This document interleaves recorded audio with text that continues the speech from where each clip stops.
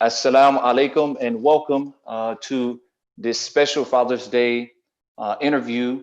We'll be focusing on the greatest of all time, Muhammad Ali. And our special guest today is Hana Ali, his daughter. And we'll be having a live interview session, kind of podcast style. As you know, those of you who've been following us, we've been conducting interviews through our Daily Dose interview series. So this is our first interview post Daily Dose. And so we know this is a special day for all the fathers that are out there. And we couldn't think of a better way to celebrate this day by talking about the life and the memories of the greatest of all time, the champ, Muhammad Ali. He's the most recognized athlete of all time. And he also holds a very special place in all of our hearts. And so his daughter, Hana Ali, who had a unique bond with him, she's going to be telling great stories and fascinating stories about things that we didn't know about him. We know Muhammad Ali as a fighter. We know him as an activist. We know him as a humanitarian. But we'll get some insight and very intimate view about Muhammad Ali and his home life, and then also how he loved all of humanity. So Hana Ali is the third youngest child of Muhammad Ali. She is the author of 3 books about her father's life and legacy. And she's been featured in several documentaries and television spotlights on him, most notably I Am Ali and the Trials of Muhammad Ali. She has a behavior specialist. She was a behavior specialist working with autistic children for 10 years, and she's now a realtor. She currently lives in Los Angeles with her husband, mixed martial arts fighter, Kevin Casey. So we thank you, Hana, for joining us on this special day. We know that this is a special day for you, with it being Father's Day and 4 years removed for him returning to his creator. So we thank you and welcome to the program. Thank you very much for having me. I'm happy to do this. Wonderful. So we'll start by talking about Muhammad Ali and his role as a loving, devoted father and his love for humanity. And we'll just get in by talking about the family dynamics. So talk about your siblings and the dynamics of your family. How many siblings do you have? And then kind of the Muhammad Ali family tree with all of his children. Okay, so yes, so my father was married 4 times, and there are 9 children. He's had a couple of children out of wedlock, and I think that one of the most wonderful things about him, I always believe that the way to really know a person's character is how they handle their mistakes or their flaws in life. And Daddy wasn't a very faithful man to all of his wives, so he did have children out of wedlock. And the beautiful thing about it is that regardless of that, he made sure we were all friends, that we all knew, respect, and loved each other.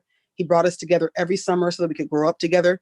He wanted us to have that bond, that connection, and that's a beautiful thing. And he was always friends with all of his ex-wives, very friendly with everyone. All divorces were settled out of court. He was more than generous to everyone. So he was just a remarkable human being.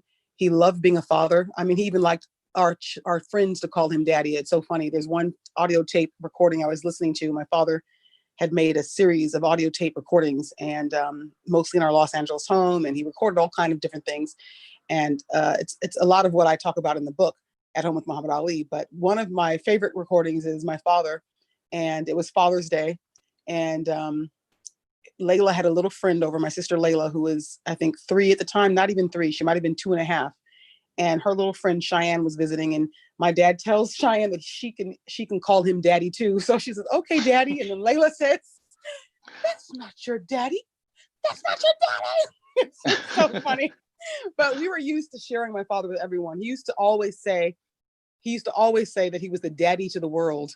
And I thought that was just so sweet and funny. And I think that it's some truth to that, because whenever I post pictures of him on Instagram, particularly today, of him and I when we were young, I get so many comments about talking about how he was also our father too. I looked at him as my father, and I thought my dad would have loved to hear people say that, because he used to always tease when he had to go jogging, when he had to go fighting, training.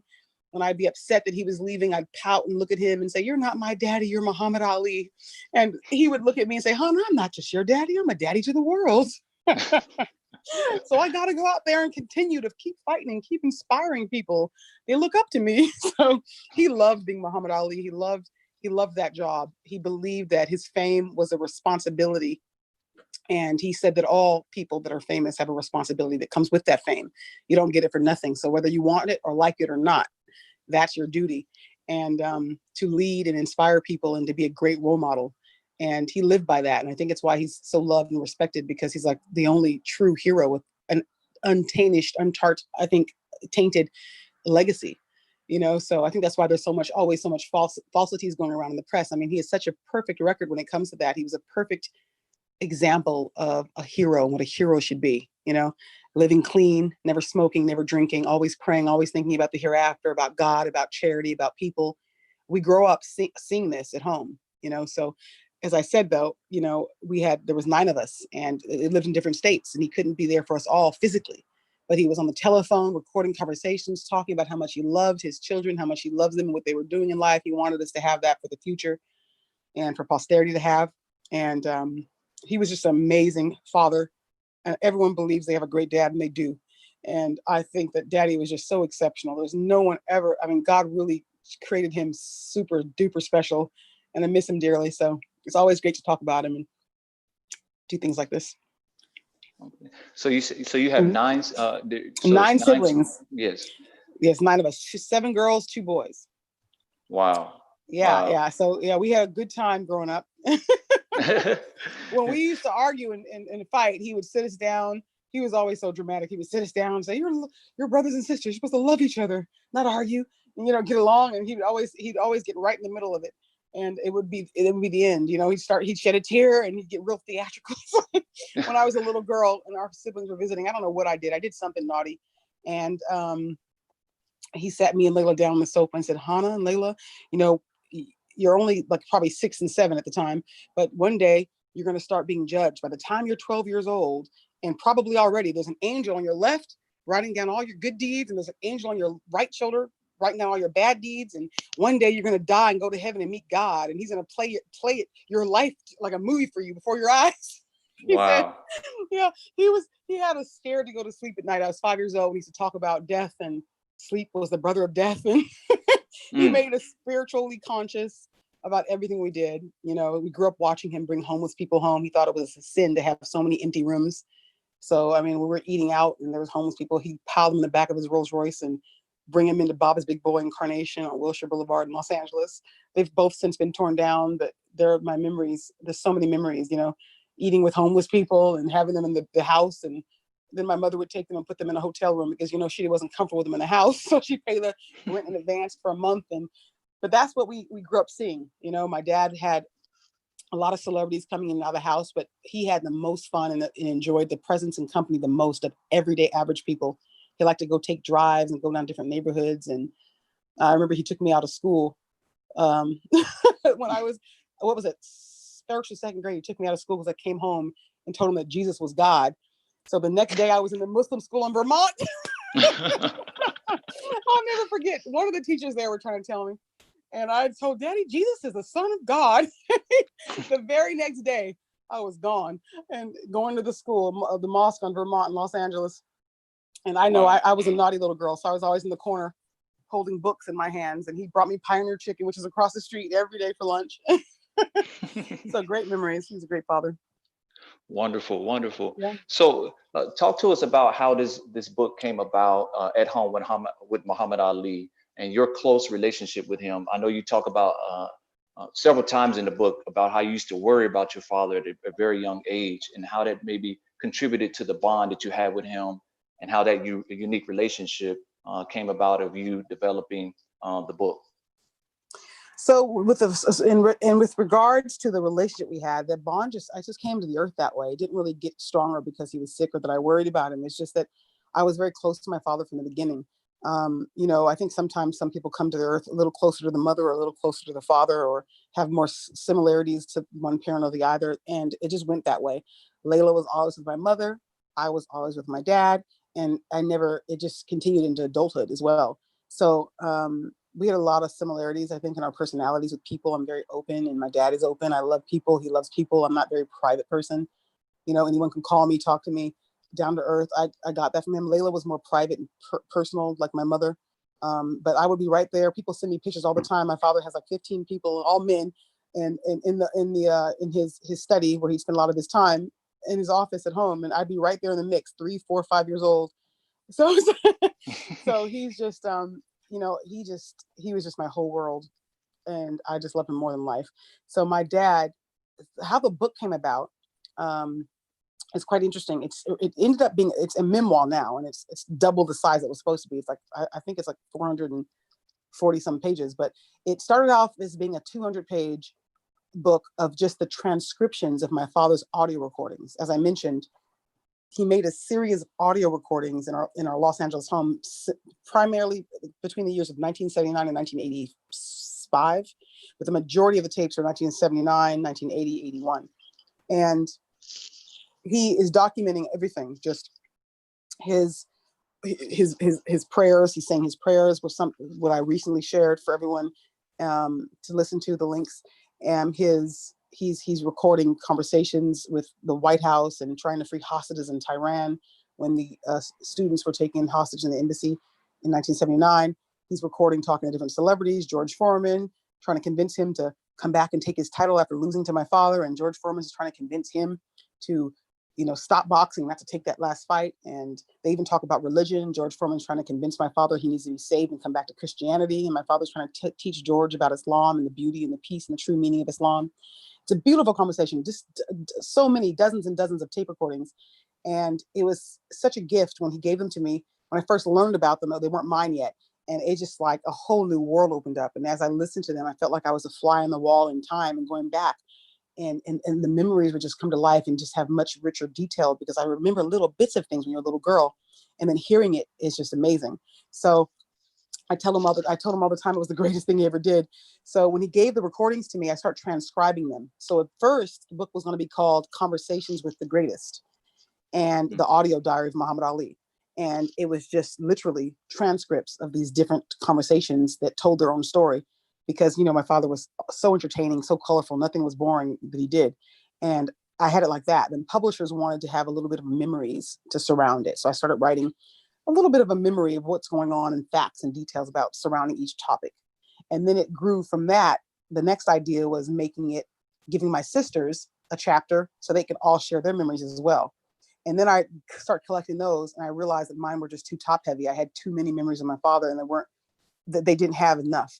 So that didn't work out. So then I was reading something, and I thought maybe I can do a memoir. I never wrote a memoir, and I wanted to write the book myself. So I read a bunch of how-to books, and that's how it developed into the memoir. And then when I discovered these letters with my mother in storage that my father had written to her, asking for a second chance, telling her how sorry he was that he cheated on her the many times that he did, and how much he loved her, and that he hopes that she will forgive him. And they were beautiful, heartbreaking letters that he never gave to her.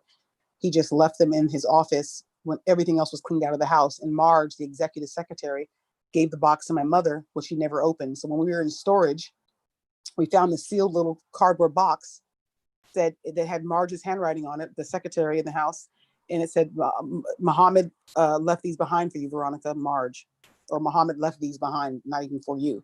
So when we opened it up, there were about 20 pages spanning 2 to 3 years, which is how long he knew she wanted to divorce him for.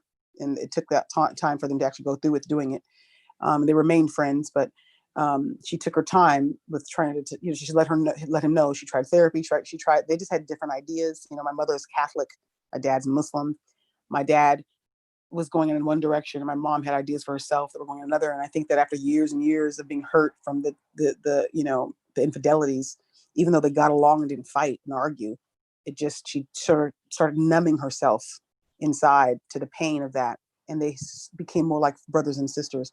And I saw and learned a lot of this by reading my father's letters to my mother.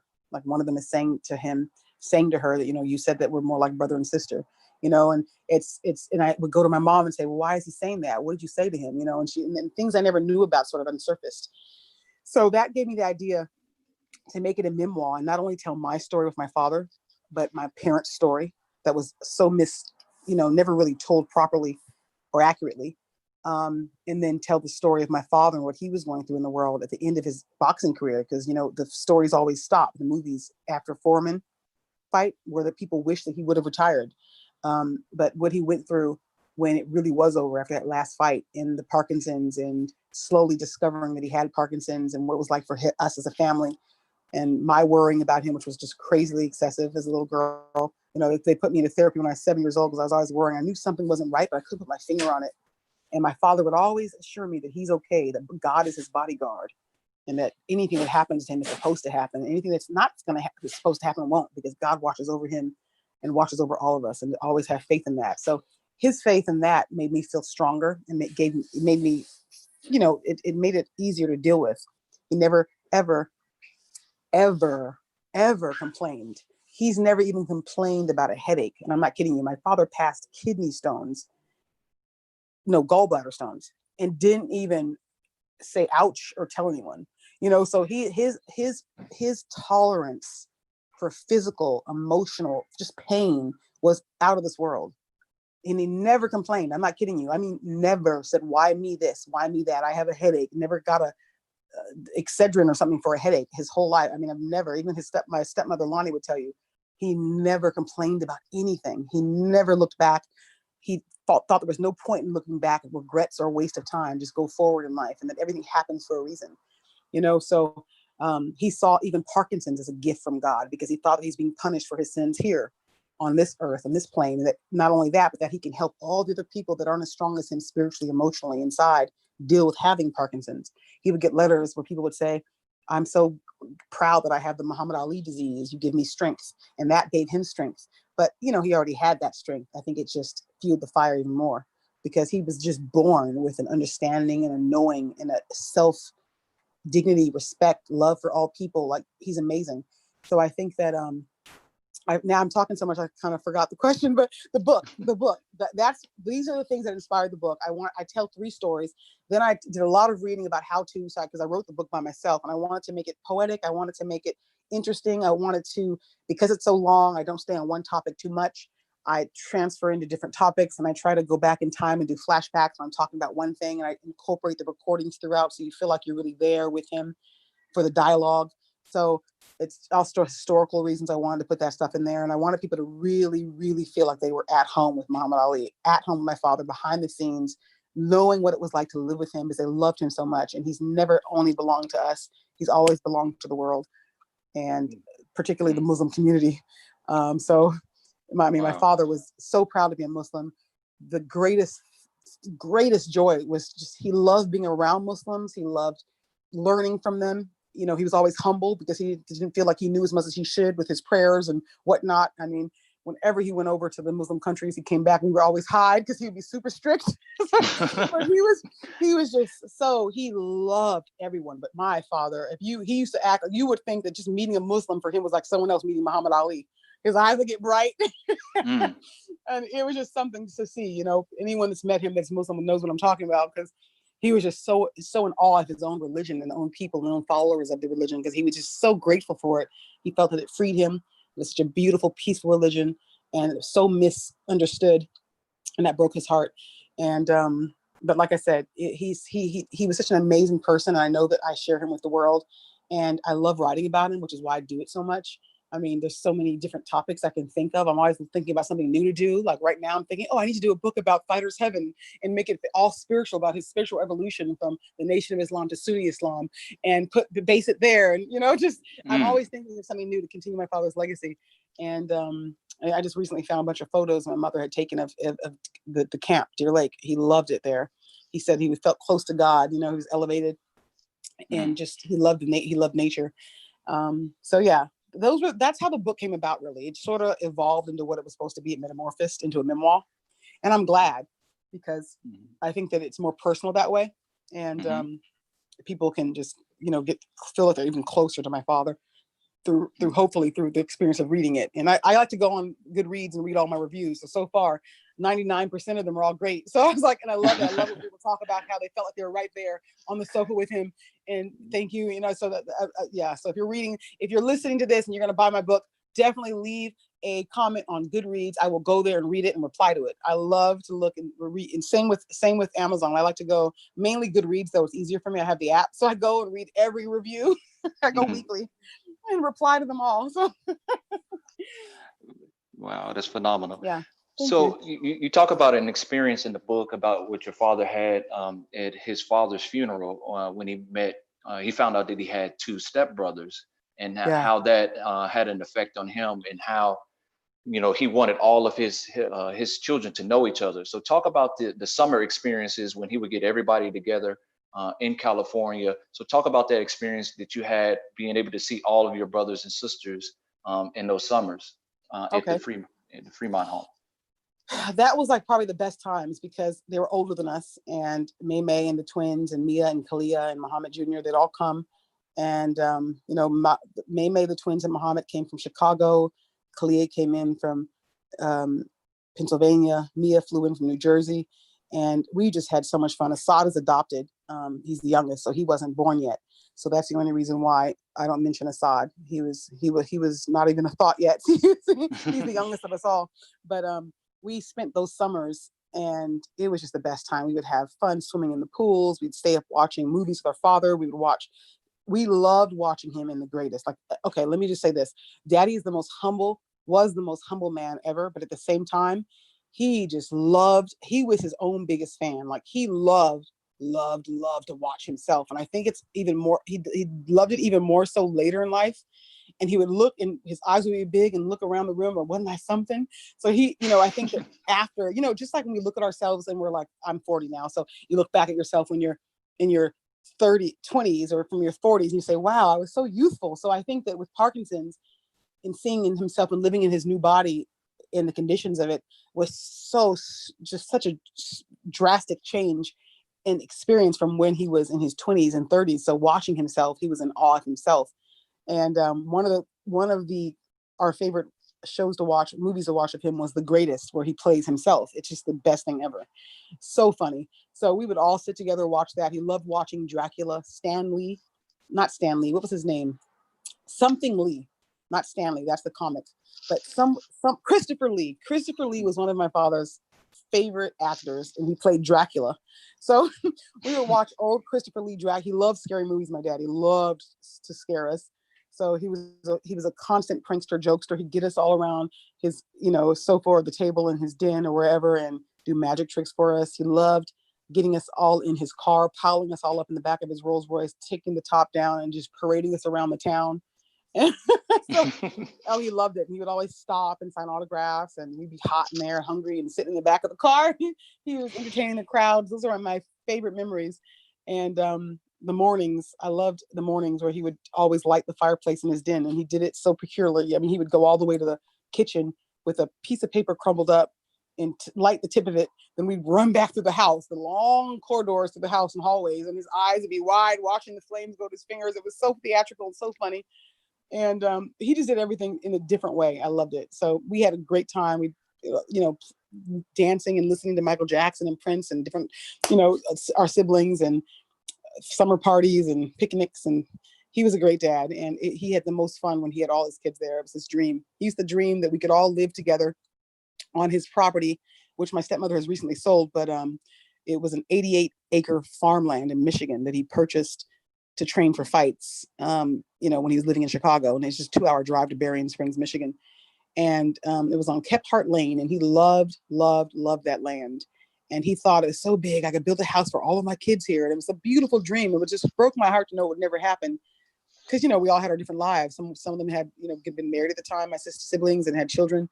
But his dream was to build a house on that 88-acre property land for all of his kids and have everyone living together on that compound. His own little village of children. So, but yeah. Okay. So one of the things that I, doing reading the book, that I found very profound is how he was always talking to his children about having a purpose. And I remember the conversation that he was having with the twins, Jamila and Rashid, and he was talking about the speech that he gave about the purpose of life. So talk about that and how he was always, encouraging you all to have a purpose, especially around the age of 12, he talked about in the book. Oh yeah. He always believed, I don't know if it's because it's in the Quran, you might know, or if it's because he found his purpose at 12, but he believed that by 12 years old, everyone should have known or found their life's purpose. So I always thought, oh, it must be that because when he was 12, his bike was stolen. So his purpose was to become a boxer. And he found that at 12. But it could have some ties to the religion. I don't know. So if it does, tell me. That will solve a mystery for me. But yeah, he would sit us down and tell us all that everything in life has a purpose that God made. Ants, trees, cows, everything has a purpose. And that we have to discover our purpose and then work at fulfilling that. And he started, and that was one of the speeches that he gave during his exile, when they took his title away from him for not going to fight in the Vietnam War. So he made a living giving speeches. And I always thought, maybe one day I'll go and do a little tour and give the speeches my father gave, So That would be interesting. Well, yeah, so people can hear them by someone of his flesh. Just sit up there and just give those speeches, the colleges or the students, high schools, wherever. But yeah, one of them was called The Purpose of Life. And one of his favorite speeches is The Heart and Friendship, which I do actually have recordings of, which it's beautiful. And but he would call up the twins and talk to them, and little Muhammad, May, Jamila, and Rashida, and just parent them over the phone, since he couldn't be there physically in person because they lived in Chicago, and when he met my mother, they moved to Los Angeles. And it was a little difficult in the beginning years. They weren't able to come and visit us in I'd say the first few years. Naturally, Belinda felt a little heartbroken, so they weren't allowed to come. But eventually, when she let them come visit, that's when we got to enjoy the summers together. And unfortunately, it was only about 3 summers before my parents divorced, but they were the best summers. And but yeah, The Purpose of Life speech was one that we heard very often. Another one that he loved to tell us, and you're probably going to get to this. I'm probably going to bring it up before you get a chance to say it, but he would sit me down whenever I wore something too short. Like after my parents got divorced, the first time I saw my dad, I had a skirt on, and it was just above my knee, probably to the mid knee, almost above my knee, not even a super short one. But I came in the room, I was 12, not 12, I'm sorry. I was probably around 10 and a half, but he sat us down and he told me that everything God made is beautiful and sacred, is covered and hard to get to. He's like, Hana, where do you find diamonds? Deep down in the rock. You got to work hard to get to them. Where do you find pearls? Deep down in the bottom of the sea, in the ocean. You have to work hard. Then the pearl's protected in a beautiful shell. Where do you find gold? Down in the mines, and you have to, half the time you don't even strike. Oil, everything beautiful is covered and hard to get to. And you're far more precious than diamonds and pearls. You should be covered too.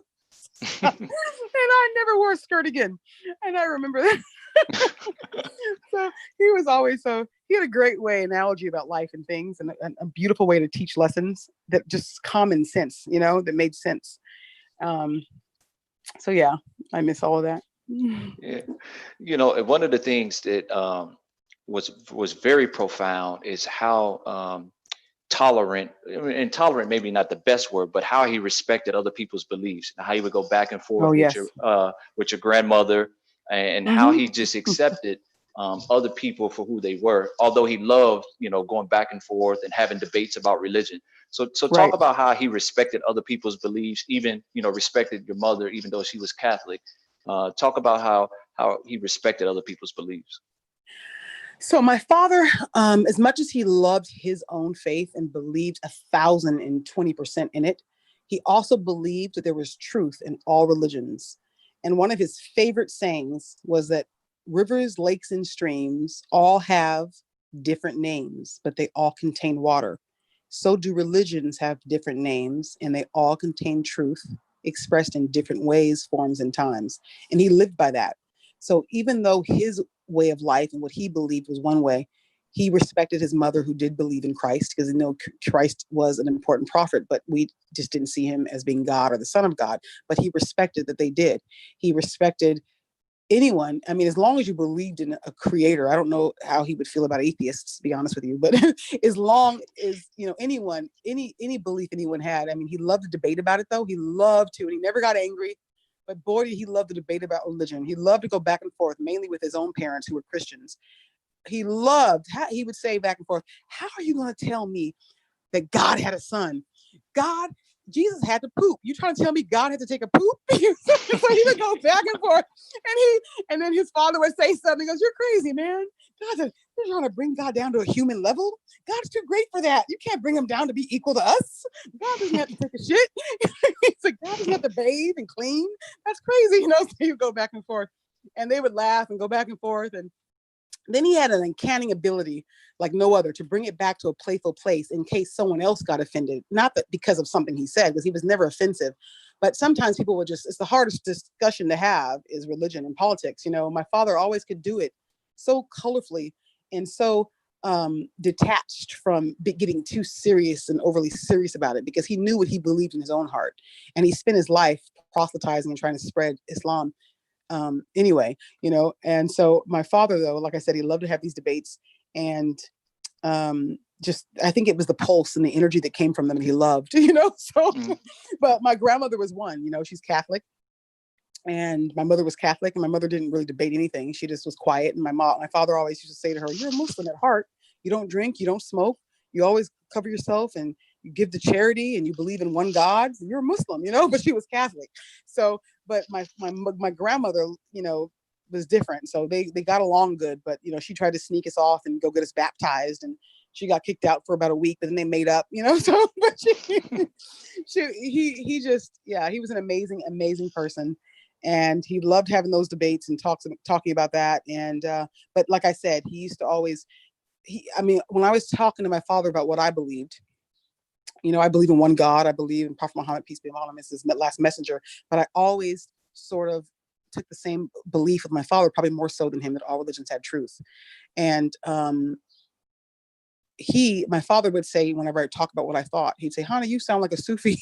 And I was like, what do you mean? And he gave me these books, and the philosophy they taught, I learned where it came from, as I heard my father talk about it more than once, that there was only one religion, and that was the religion of the heart. And there was only one sacred book, which is the book of love and nature. And he would say that there was, this is the Sufis, not my father talking. They would say that, all, as long as you have a good heart and mean right, you go to heaven no matter what you call your religion. And that my dad did believe. He believed that his mother, even though she was Christian or whatever religion you are, as long as you do good, you give the charity, you have a good heart, you get to heaven. So he took that with him to the grave, that belief. And I learned that from him, my father, and I learned Islam from my father. And my mom never really practiced Catholicism, so I didn't really learn a lot about that. But I did have that side of the family that are the Catholics, and then on my mom's side, and then my father's side, and my siblings all Muslims. And so he taught us about that. And when we'd have our discussions, he would say, you sound a little bit like a Sufi. And then he gave me these books by Hazrat Ayant Khan. He used to say he was the wisest man in the world. And not the wisest man, that he wrote the wisest books. I'm sorry, not to misquote him. He said they were the wisest books he's ever read. Nobody knew they existed. And his name was Hazrat Ayant Khan. And he didn't write books, but I think later, after his death, there were speeches from the 1900s and late 1800s to the early 1900s, and his sons or descendants put those speeches that he gave traveling around the world into a book format. And they're not, but they're very interesting. And a lot of his speeches that he gave, he based on the teachings of Hazrat Ayant Khan, the intoxication of life, the heart, friendship, the art of personality. His favorite speeches were based on this man's teachings. And he was a Muslim. He was a Sufi mystic, a Muslim, but a Sufi mystic. So he would tease me and say, you sound like a Sufi, Hana. You sound like you might be a Sufi, when I would talk about what I believed or how I believed, So, but yeah, that's that. You talked about earlier about how your father embraced his celebrity and how, he made people feel good about themselves. And one of the things that really stood out is how he helped the young man, from committing suicide. Oh, yeah. So talk about a little bit about that experience. So I don't remember that. I wasn't there. So I learned about it the way the people reading about it will learn about it, just hearing the story. But my father, it was something he always did. He left the house. I was probably 5 years old at the time. It was 1981. I think it was the day after his birthday. And he heard that there was a man on the ledge about to jump, a young black guy in his 20s. And he was a vet, and he was homeless, living on the streets, and nobody cared, thought no one loved him or cared about him. Daddy got up there, went out on the ledge with him, and helped pull him back in. And what I didn't write, which is funny though, because I didn't think that anyone that wasn't a Muslim would understand this, but my father, when they wanted to know how he got him off the ledge, and of course he had some things to say, but the main thing that worked, he told the man that if you jump, you're just going to go to hell. So you might as well suffer here, and hell, nothing as bad as hellfire. So he told him, you're just gonna burn. You crazy. God, you go right to hell if you kill yourself. He's like, get off that ledge, brother. So he brought him back down. So I shared the other half of what he said to him in the book, but that's the part I left out that he said, and I knew all Muslims would appreciate that, but I don't know about, I don't know, but anyone else. So I'll leave that part out, but that's the part of, that's probably what really got him off the ledge. And then my father told him that he loved him, and that he was his friend, and he brought him down, and he went with him to the police station and told him that he would go home with him, fly home with him, and walk the streets of him. I think he's from Philadelphia, I can't remember, so that everyone would know that he's somebody, because he said, I'm a nobody, no one loved me, not even my parents love me. And that broke my father's heart. So he was there for him. I don't know whatever became of him, but he did everything he said he would to help that man.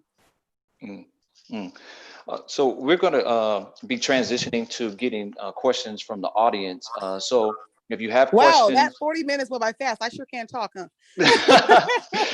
Gift of gab, I got it from daddy. No, it's okay. It's all good. So we have a lot of people that are tuning in, and I'm sure they have some questions.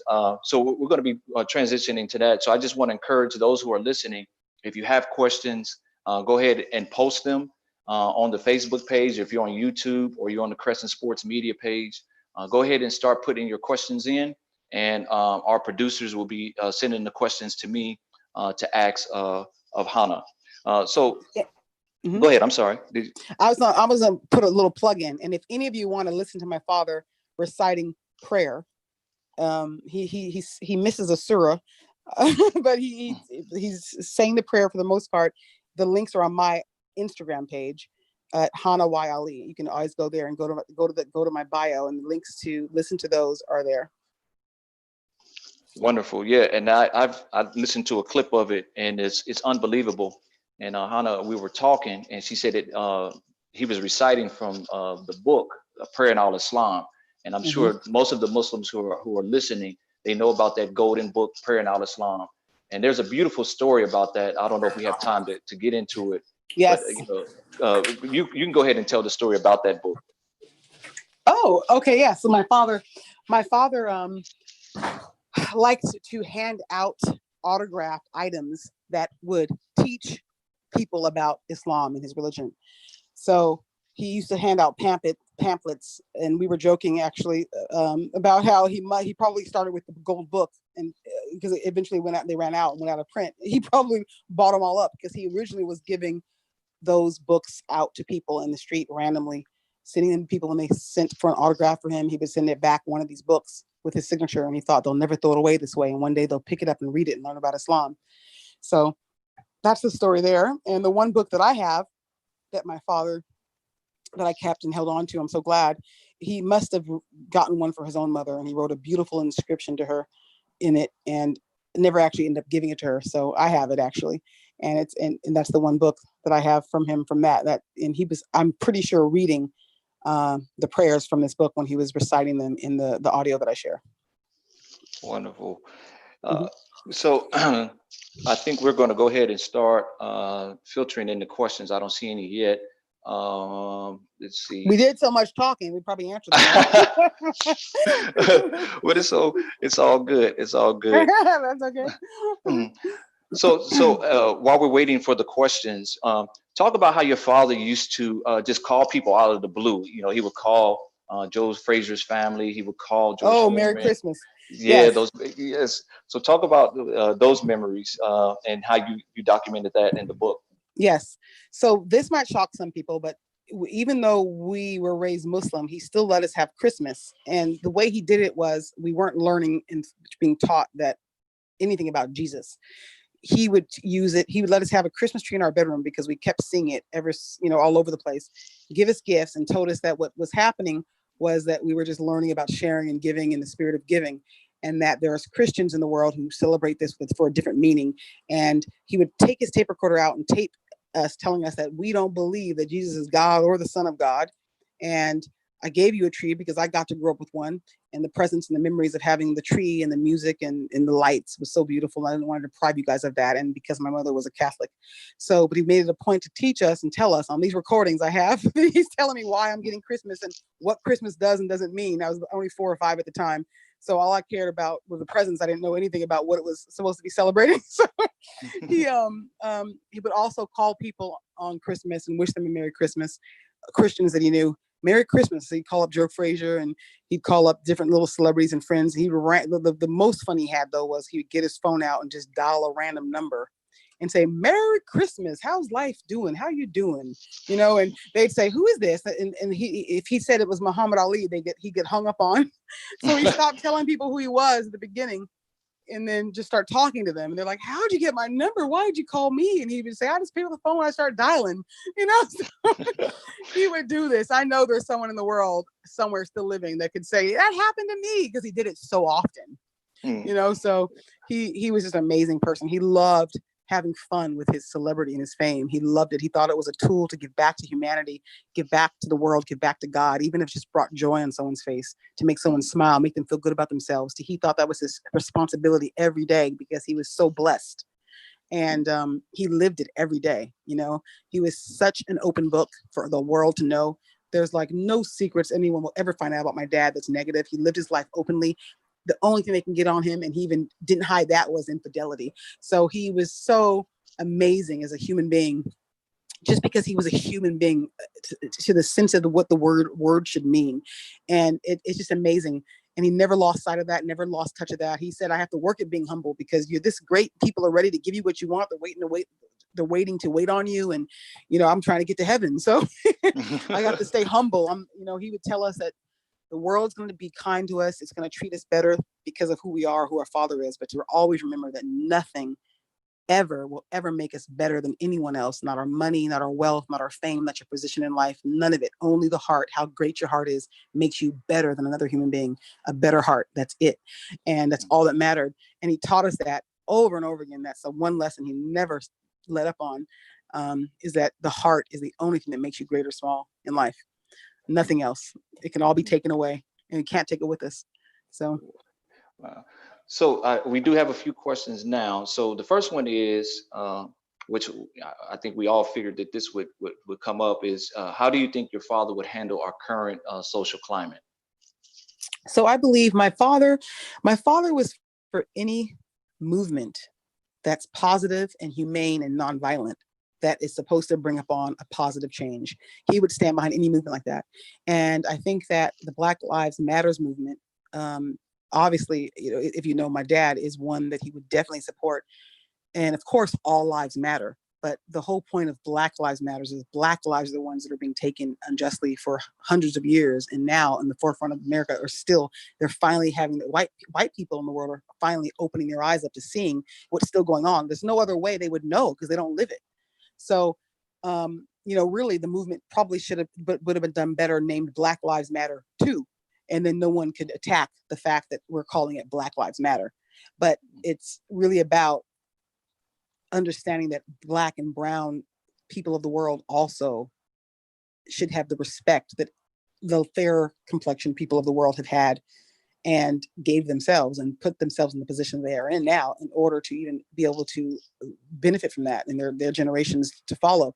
So here we are suffering, afraid to walk down streets, can't live peacefully, and no one will ever understand it, not even Black women as much as Black dark-skinned males, what they go through. My husband is dark-skinned and we live in a predominantly white area, and they pull him over just from coming home, minding his business, you know? So it's just, what are you doing in this neighborhood? And I wouldn't even known that was happening.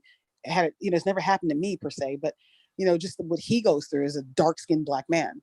So I think that, my dad would be the first to tell you, especially if he was healthy enough to say it, you have to, people try to do things peacefully and nobody listens. And it doesn't mean you do them violently, but sometimes you have to roar. And that's what people are doing now. They're in the streets and they're roaring to be heard because no one's listening to the Colin Kaepernicks who are just peacefully kneeling and putting their fist up, So they're frustrated, they're angry, they're mad. And of course, you don't want to ever do anything violent or be violent. It's not about violence. I mean, I think that when police get involved and get scared, and they're human beings too, it resorts to that. because, they know they're being filmed. I can't imagine they'd have the audacity to do anything that, the majority of them, we can't speak for every single one. Everyone's different. Everyone's heart's different. So, everyone knows, the world knows they're being watched, and still violent things happen, and they know they're being watched. And that just shows you just how bad it is that someone could have the audacity in the situation with George Floyd to look into the camera with such leisureness in their eyes and nonchalantness, with hands in your pocket, and know that something's protecting you. You can kill this Black man and nothing's going to happen to you, So It's like, that's the message that you get looking at him. And my father, of course, always spoke up. He always did it dignified. He always did it in a classy way. He always did it politically correct. Well, not necessarily politically correct, but in a way that you had to respect, even if you didn't agree with him. He was such a well-balanced mentally and spiritually, that I think that a voice like his would just, obviously it wasn't meant to be because it's not here. But if we had him in this world now, oh my God, I think it's something that everyone could follow and follow proudly. He would lead people out, I think, of darkness, out of despair, because he was just such a colorful human being with wisdom and love, and that always shone through. And he knew how to get points across without disrespecting people. He knew how to be strong without being violent. He knew how to be prideful without being arrogant. He knew how, he had a perfect balance. And he believed that celebrities, like I said earlier, have a responsibility, and athletes particularly, because they have a bigger platform, even more so than random average actors and whatnot. People listen to athletes. So if you're an athlete and you're making $50 million because you got the gift from God to throw a basketball, dunk a ball, knock somebody out in the ring, whatever your sport is, you have a responsibility, whether you like it or not, to stand up and speak and use your voice to help change and bring about change in a positive way. So it's just unfortunate that a lot of people they're afraid. My father wasn't afraid to give up the physical, material comforts of the world. He wasn't afraid to lose the contracts and the money. He said, take it all. I'll face machine guns if I have to for my beliefs. That's the kind of person he was. And, he believed in God. He believed that his purpose was here, and that God would see him through. Like I said, God was his bodyguard, is what he always said. And if he's supposed to survive, he's going to. He's not. It's part of his legacy. He understood that. He accepted that. And he didn't make money his God. He didn't make money. He didn't praise the wealth and in the way that I think a lot of people do now. They're so afraid they're going to hurt their brands. Oh, I might not get likes, or I'll get unfollowed. I might not sell this product. And their priorities are twisted. And people like Colin Kaepernick, why I think they use him as an example to someone like my father's, because he knew what he was giving up. He had to have. He knew on some level what might happen, but what the message that man was trying to send, he made more important than his contract and any money that he can get, because it has to start somewhere with someone, and they might even suffer and lose their lives, but it's part of it. It starts somewhere, just like Martin Luther King, Malcolm X, Rosa Parks. I mean, it has to start somewhere. People have to be brave. Someone has to be brave enough to stand up and put it all on the line, and their legacy will be greater because of it. Their time and where they go in the hereafter will be greater because of it. Just their spirit of who they are, to help so many individuals around the world, to use that platform more than for just yourself, to entertain someone with your sport, to spend the money that you get from it. It has to be used for something greater than that. Otherwise, what's the point? This life is so short. Like Daddy would say, you're here and then you're gone. None of this really matters. So you have to use this as a platform to change the world, to make it better in a good way. And whether that means smiling at people every day, shaking their hands, giving them a minute to look in their eyes and really listen to them and how much they love you and how much you inspired or changed their life, or if it's standing up for causes when they come about like now. But my dad would definitely be here right now if he had his voice and his strength. And if he didn't, he would just stand in silence, which is also powerful if he couldn't speak, to support the movement. But like I said, he'd be for any movement, for any person, any group of people, any religious, anything in the world that was positive and humane and decent and nonviolent, that was trying to be set in place to bring upon positive change. He would support that. So we have a real quick one. Okay. How old was your daddy when he became a Muslim, or I guess joined the Nation of Islam? Oh God, I don't know the exact year. I think he was 20. He was right. How old was he? 21. Because the reason I know is because he became a Muslim before he announced it, which was right before he won the championship title. He won the championship title right after he turned 21. So he was 20 years old. So he was a Nation of Islam then.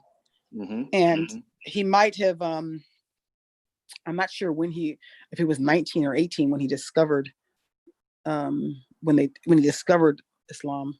I just know that he didn't convert and change his name until after that fight. Right. Right. Yeah. So the next question is, how did Muhammad Ali manage to balance the pursuit of knowledge and the pursuit of excellence in his respected sport? Well, I think my dad lived his life every day learning and wanting to learn more. He read a lot. He learned from the world. He just took all that knowledge in and then trumpeted it all out, and never stopped to read. He liked to read the Quran. He liked to read spiritual books. He liked to learn from the Muslim scholars that he had around him and his advisors, and everything else. I mean, he was an expert at boxing. He did it since he was 12 years old. So he always had learned early on to just follow his own. He always had his own plans and fight plan. Never really listened to the trainer. They probably were there more for show or tell him how he was doing than to really guide him, to be honest. And he would have told you that too. So he was just very wise. And he used to predict the fight rounds. You know why he stopped? He stopped predicting the fights. 21 times he was right. That's crazy. Like, that's a miracle. He actually predicted the round a fighter would fall. Like, I think it was like 20 or 21 times. You can look it up. And only stopped because people started coming to him, telling him that if he didn't win in the round he said, they'd lose the house they bet. They'd lose their mortgage, their car. So he stopped because people were gambling and telling him that they were gambling on it. So he completely stopped after that. Wow, that's amazing. I used to always tease my father and say he was psychic, but he didn't believe in that stuff. So I was like, Daddy, you used to always say it's too quiet. A plane's going to crash. And then 2 days later, a plane crashed. Or we'd be driving somewhere and he knew nothing about rap. And he was like, have you ever heard of the name Biggie Smalls? And that was a rapper. And I said, yeah, Daddy, he died right there. And he was like, his eyes would get big and be quiet. And he would just predict things and like the rounds and the fight rounds. I mean, even like he just had this knowing. I think he had this inner knowing he came to this earth with, that he was supposed to live his life on this. Because he had such an amazing confidence in everything that happened to him in life and acceptance as being part of his course in life. He understood that. Like, a lot of people say they're spiritual and they pray all the time, and that's true. And they might really be spiritual, but they start to question, why me, when things happen to them, or they lose that faith when things get hard in life and difficult. And he never was that person. He taught us that that's when God truly tests you. It's the storms of life. It's easy to believe, have faith, be positive when stuff's going good for you. You're going to need to tap into that when things aren't going well, when you don't know what your fate's going to be, when the future looks bleak. You have to just have faith and trust and know that it's all for a purpose. It's all for a reason. And it's all part of life. We go through every season of life, the good and the bad, the ups and the downs. It's all part of this experience here. So he knew that, and he walked that walk. He didn't just talk it, but when it came time for him to live it, he did it gracefully, more graceful than I think any other human being on this earth could ever have done it. So the next question is, what was the most challenging part of writing at home with Muhammad Ali? Oh my God. Let me tell you guys. I read about, like I told you, like I said, I did research, right? I read about how to write memoir because I had to learn about how to tell these stories, not just tell one story, but I'm telling 3 stories at once and going back and forth between the 3 and try to do it in a seamless, entertaining way. So the most challenging part above that would be the emotional part of it. I had to go back in time to a place that, while I had so much love, so much joy, a lot of sadness because of my parents' divorce and having to separate from my father, and going back and dipping back into that little child within yourself. And I read that was the hard thing about memoir, because we don't ever forget anything. It's stored away in our spirit and our mind somewhere. So going back and dealing with that, learning and listening to these recordings and writing and having to dive in and deal with what my father was going through, his own pain, the end of his boxing career, the Parkinsons, losing my mother, all happening at the same time. So whenever I have anything in life that I'm dealing with, I'm talking about anything. I was already good at this, but now I was exceptional. I just think, look what my father lived through. Look what he dealt with and got through it. I can deal with anything. I've got this man's blood in my veins. I can do this, because it's so difficult when you think about, emotional things that you have to go through in life. And he had to deal with his, like I said, again, the end of his boxing career, losing his health, losing his wife, his family is breaking apart. All this is happening at the same time, the same 2-3 years he's dealing with. So, and wondering what to do next in the world.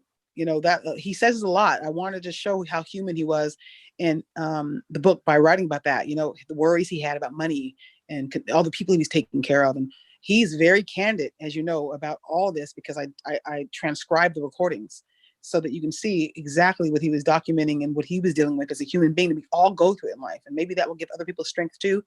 I mean, Muhammad Ali, considered the greatest, went through it too. And he was not afraid to cry. He wasn't afraid to express himself.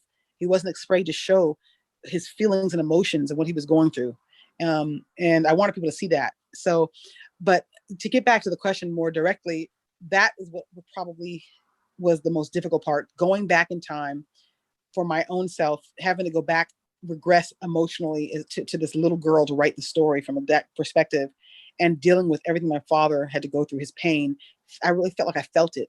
It felt like, I was empathizing with him, not sympathizing with him, but really feeling what he went through and my mom went through in that marriage and the love they had and when it was ending and just everything he was dealing with in life. So that would be the hardest part emotionally. And then I would say the other part would have been finding a way, trying to decide what to put in, what I can take out, and finding a cohesive flow to telling this story. Like I said, when I'm telling 3 stories at once. So that was, 2 things. Those were the 2 most difficult aspects of writing it, but it was just the best experience. I consider it to be my greatest accomplishment because I wanted to leave this for life for my father, for future generations. I wanted them to know him from the deep inner, just who he was, his soul. It's not about boxing. So anyone that gets the book and thinks it's about boxing, you almost have to be a seasoned Muhammad Ali fan to know and understand the boxing stuff, because I touch on different things, but I don't talk about boxing per se, even though we do discuss certain fights, like the last 2 fights, as you know, after reading it. But it's really as him as a human being and what he was going through. And because of that, boxing comes up, but it's not about boxing. So there's other books out there that talk about that, but there wasn't one that could tell the story that I could tell. And that's why I wanted to do it this way. So that was very challenging, but I'm so happy that it came out. I will never go back and do that again. That was the hardest thing. So it was just, oh my God, it was so much stress. My poor husband, I know for one whole year, he was just, I forgot all about him. Wow. I was buckled down for at least a year and a half of doing this. So, yeah.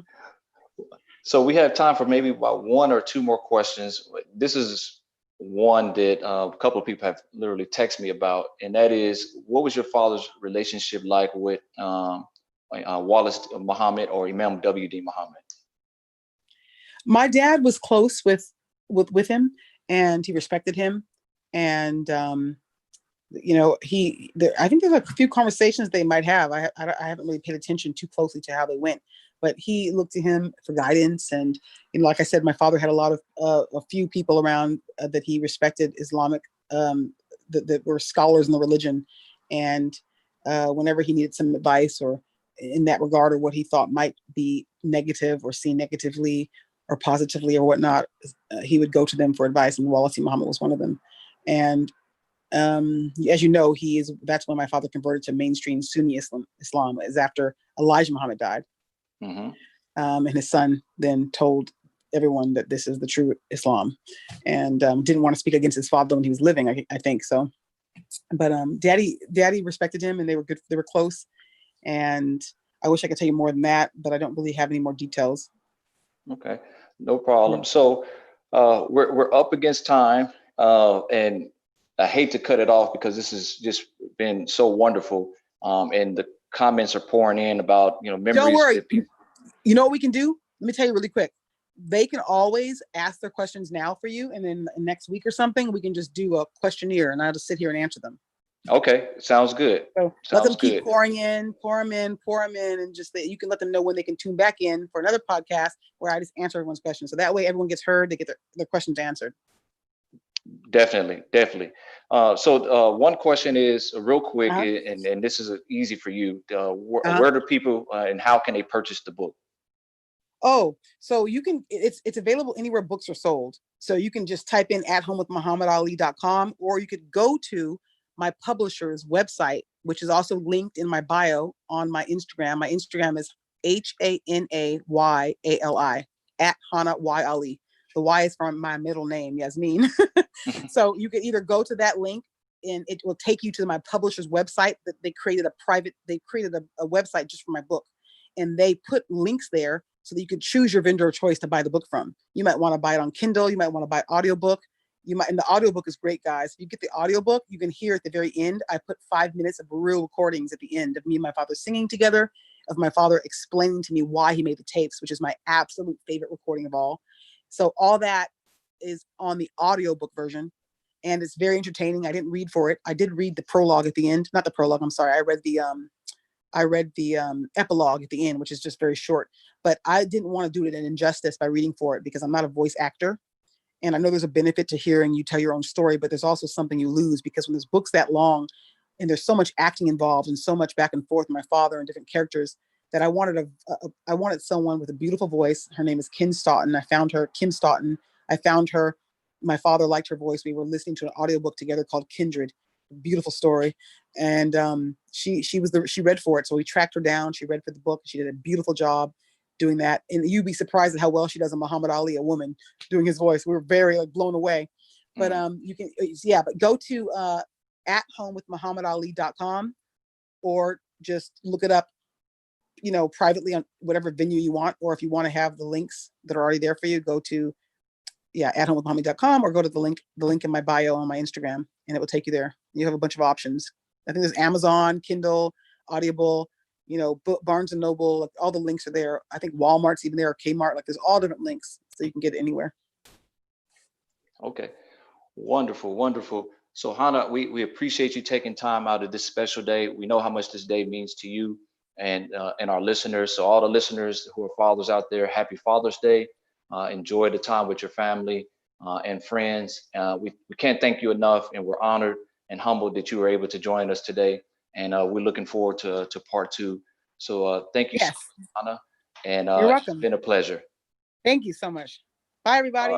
All righty. Assalamu alaikum. Wa alaikum assalam.